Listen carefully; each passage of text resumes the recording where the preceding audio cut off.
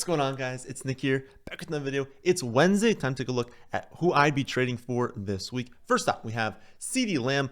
Not going to be cheap, but if you're in the market for wide receiver one, that's who I'd go after. 4th in expected points per game on the season, only 14th in actual points per game. Dallas has now already had their bye, so you don't have to worry about that. They have the 3rd best remaining strength of schedule for wide receivers and the 4th best playoff strength of schedule for wide receivers as well. With how many injuries there have been this season, especially just at the wide receiver position, like a crazy amount of injuries, Lamb has clear league winning potential.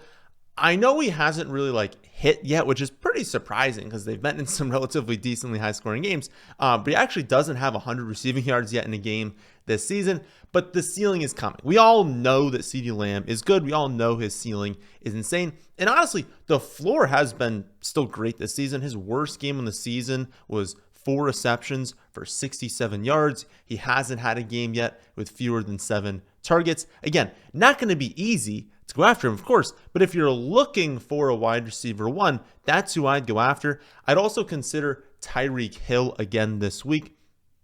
Hill had 1,800 yards, 13 touchdowns a year ago. He had 7 receptions for 130 yards and a touchdown in week 1, the only game that Tua started and finished. Since then, he's averaged 3.4 receptions for 33 yards, has not scored. I completely understand that this is risky, but that's also what makes Tyreek Hill easier to trade for, right? No one's trading for Tyreek Hill if Tua had stayed healthy, or trading him away if Tua had stayed healthy all season. And no one is going to trade him away, especially if Tua returns this week and he has another 7 for 130 and a score. So if you are looking to take a shot on a player who was a consensus, we'll say top 4 pick in fantasy this season, many people had ranked as a top 2 pick in fantasy, now's the time to do it before we know the outcome of this Tua situation. Because once that happens, in everyone's mind, his value is going right back to that, right back to being a top 5 consensus pick. Before we know that Tua is definitely coming back, which we think he's going to come back this week, but if not this week, next week. Before we definitely know that's happening, and before we know what he looks like in that return, because even if, it comes out today, tomorrow, next day, that Tua is going to play this coming week, people are still going to be hesitant in their minds, going to be like, okay, is he going to look the same? Should we be concerned about anything? I mean, to a degree, yes, we should be concerned. But again, it's worth taking a shot on that upside because everyone understands that risk. If you can't afford someone like CeeDee Lamb, who I would say is inarguably at this point a top 3 wide receiver rest of season, you take a shot on someone like Tyreek Hill, because if Tyreek Hill hits and he and Tua stay healthy, he is also a top 3 wide receiver that does not cost you top 5 wide receiver. And honestly, I would take a shot also on Achane on the same team. He averaged 22.75 points per game in the 2 games that Tua played at least part of the game, only 5.9 points per game in the other 4. Achane was looking like a league winner before his Tua concussion. 7 receptions, 76 yards and a touchdown in week 1. 7 receptions, 69 yards in week 2.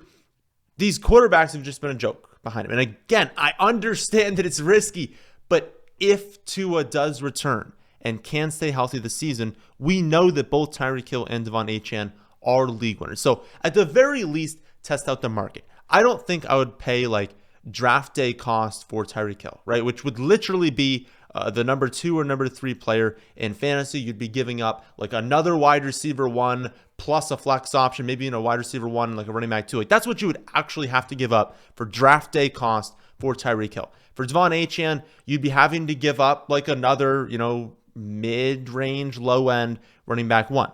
I don't know that I would do that. I would understand that there is some level of risk, but I would just test the market, see what it would actually take to get these 2, because we know that the floors and ceilings are incredible, but we know that it comes on with some risk. And so if the manager, the player that has these 2 guys, if they want to de-risk, which is a totally fine thing to do, an understandable thing to do. Maybe they're okay, Tua's coming back, I just want to get out now. I don't want to have to deal with the situation. They might actually be willing to deal both of these 2 for a much lower cost than you would think. So at least test the waters. If you're getting Hill for like high-end wide receiver 2 value, smash that. Achane, same thing. It's worth that sort of cost to acquire these guys because if they hit, it's league winning.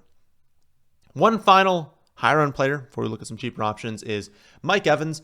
Another relatively risky one, but in a different sense.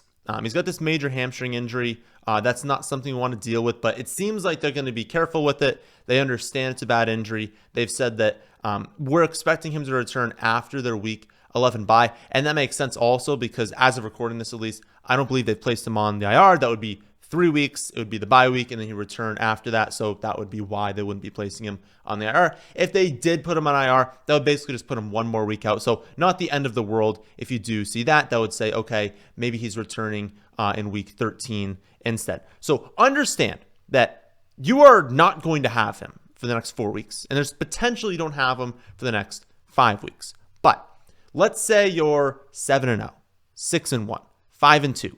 Probably a cutoff there.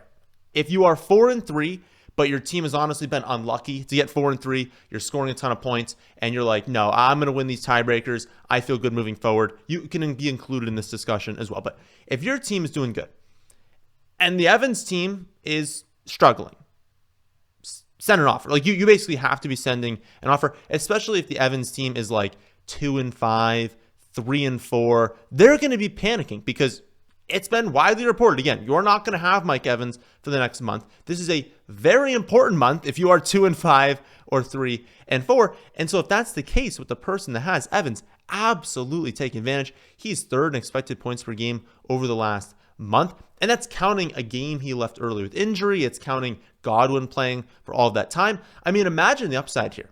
Like imagine if Mike Evans returns at full health in week 12, even if it's week 13. Tampa Bay is probably still going to be in the playoff hunt. They are not in a very good division. It's the weakest division. They are still 4-3. Like very, very strong likelihood that when he returns, they are in a push for the playoffs, and they will not have Chris Godwin. Evans might be seeing the best wide receiver volume in the NFL when he takes on the Giants, the Panthers, Raiders, Chargers, Dallas. This is Cowboys in Dallas, semifinals weekend. That would be an insane game. And then home versus the Panthers, pathetic defense again. So 2 Panthers matchups. Giants are terrible at defending man coverage. Raiders, Chargers, winnable matchups for him. At Dallas, that game environment could be insane. Like these are really strong matchups. And if he's actually going to be playing with no Chris Godwin at full health, like, oh my goodness, the upside that he has. Again, our goal at this point of the season is to look at playoff strength of schedule, but to also just target league winners, target players who have significant weekly upside that we know have strong roles when they're healthy, who we think can be healthy in the fantasy playoffs, especially if you're set up well. If you've done well, again, 5-2, 6-1, 7-0, if you are one of those teams, you've got a really strong chance of making the playoffs. Target your final lineup in those playoffs. I think that Lamb, Achane, Hill, Evans, not all of them are actually going to end up as league winners, right? There's only like a handful of players who are actually league winners every season, but I think those 4 are set up really well to be league winners, and all of them, either their value's down or the perceived value is down, and so now is a really good time to buy. If you're balling on a budget, you're like, Nick, this is great. I would love to target those players, but I kind of can't afford them. I would take a shot on our boy Diontae Johnson, 11th in expected points per game on the season, only 31st in actual points per game. He is the 8th best playoff schedule if he remains on the Panthers. Honestly, I do think he's going to end up getting traded. He is an unrestricted free agent after the season. The Panthers know at this point they're not going anywhere this year, even being in a terrible division. Like they're not going to make the playoffs. Obviously, it would just make all the sense in the world to trade him away, right? Like I don't think he's going to re-sign with them. So to get nothing for him when there are plenty of teams who have suffered injuries at the wide receiver position who might want an extra edge in getting him as an unrestricted free agent next season, I think it makes all the sense in the world from trading away. Kansas City, Buffalo, probably out of the picture now. We've got DeAndre Hopkins getting traded to Kansas City, Amari Cooper to Buffalo. I don't think either one of these two are going to make another trade for wide receiver. If one of them did, it would be Kansas City because, I mean, the amount of wide receiver injuries they've had is insane. But Dallas could absolutely use some help at wide receiver. The Bucs are in division, but they could 100% look at this and be like, okay, why don't we just bring in Diontae Johnson to play in this, Cooper Kupp role, the Chris Godwin role? Like, that would be the role that you'd be playing in. That would be insane. Again, I know it's in division. They probably don't want to do that, but they're also not competing right now. And so that could make sense to do.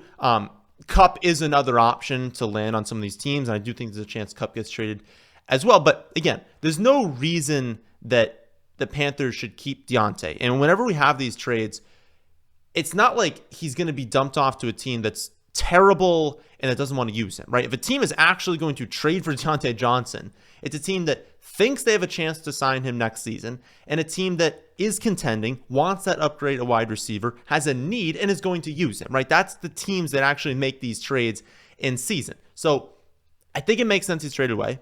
I think he goes to a good situation. If it's Dallas, if it's Tampa Bay, if KC decides to double dip, his value is going to skyrocket. And then if that doesn't happen, again, you're still getting a player who's getting the 11th best volume at wide receiver and has a very strong playoff schedule. If you're looking even cheaper, I would say it's Rome Odunze. The production has certainly not been what we've been hoping for thus far, but I need to flag plant. He's still an elite prospect. I promise you, I know the production thus far, and it's so early, right? He's had 6 games in the NFL, and he started the season a little bit banged up. So very early. You can't write him off, obviously. And he's still also, let's be honest, right? 6 games he's played. He's been banged up for a couple of them. And even within that, he still has 1 nuke game. Like, he's still been good, right? And there's been times where he's wide open deep and Caleb Williams just missed him. So it hasn't been as bad as I think a lot of people think. I think maybe it's just like for where people drafted him, you're definitely disappointed thus far. But again, it hasn't really been that bad, and it hasn't been that many games. But Caleb looked pretty terrible to start the season, has looked so much better over the last couple of weeks. Odunze still separating, still getting some first-read targets, not as many as DJ Moore, as Keenan Allen, but still a strong amount. And we know this offense is very condensed around these 3 wide receivers and Cole Kmet plus like the running backs. So we know when they have these good games, some of these wide receivers are going off. I just feel like it's really a no-brainer to be trading for him. And honestly, for some of you, he might be on free agency. Like, there's a chance that you're looking at this like, oh, I don't have to trade for him. I just have to drop my worst player. I think that's a no-brainer. His value, again, down right now, 8 receptions, 90 yards over the last 3 weeks, only 1 touchdown on the season. But please remember, there's a reason he was the 9th overall pick in this draft. He is an unreal prospect. He's attached to a quarterback that is willing to throw it deep. That's super important. You can be great downfield, you can be a great wide receiver, but if your quarterback isn't willing to throw the ball deep, who cares that you're great downfield? So he is good downfield, and he's got a quarterback that will throw the ball downfield. Quarterback, again, developing really fast in the NFL. Bears 4th best remaining strength of schedule for wide receivers. And let's be honest, there's one out that he's just a great prospect, that Caleb is also a great prospect, and in the second half of both the rookie seasons, we start to see them really gel, and we start to see Odunze take off. That's one out that I think can absolutely happen, with also a great strength schedule. But the other out is Keenan Allen. Do we think Keenan Allen stays healthy for the rest of the season? Certainly possible, and we don't like to predict injuries here. But he is 32 years old. Hasn't played a full season since 2021.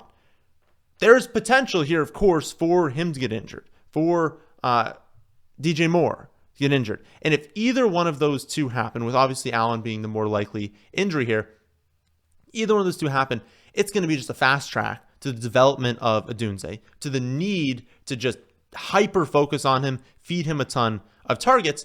And again, the cost here is minimal. The odds are you could swap a bench player and get Odunze. The odds are, if you are in a 10 or even potentially some 12-team leagues, that Odunze is on free agency, that people have given up on him. So it is not going to cost you anything to get the upside here. I think there's multiple outs. I think the worst case outcome here is that he just like improves a little bit, but I don't see an outcome where he does worse rest of season. I don't see an outcome where, he's averaging like 2 receptions for 35 yards rest of season. I think he's going to improve. I think the upside is still significant. I definitely think his value goes up. And we always want to trade for players who we think, the worst case outcome is their value goes up by a little. Best case is it goes up by a ton. Looking at quarterback, I still think the number one option is Brock Purdy. I know that sounds weird after last week being like, okay, he's still number one option after losing Ayuk. But I think he's even better to look at just because of his perceived value not being that amazing, right? But everyone knows that he's coming off a down game. Everyone knows that Ayuk is done for the season. And so his value is less, but not by very much. And his value in people's minds is way down. Losing a superstar, coming off a bad game, only having 9 touchdowns on the season, despite, San Fran being a team we know is going to score a ton of touchdowns, only 9 touchdowns on the season. People looking at this and be like, oh, okay, maybe he was getting hot to start the year. But no, he has still been pretty unlucky. He is first in expected fantasy points per game this season. Number 1 among all quarterbacks. That's crazy. So I know that losing Ayuk hurts. But think about this offense, right?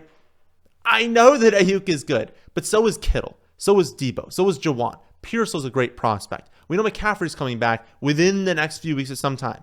We know they have elite coaching. So it's like, if this isn't losing Ayuk, or this isn't like Dallas. If Dallas lost CeeDee Lamb, and you're like, okay, what can Dak really do with a bunch of scrub rookies and like Jalen Tolbert as his top target, right?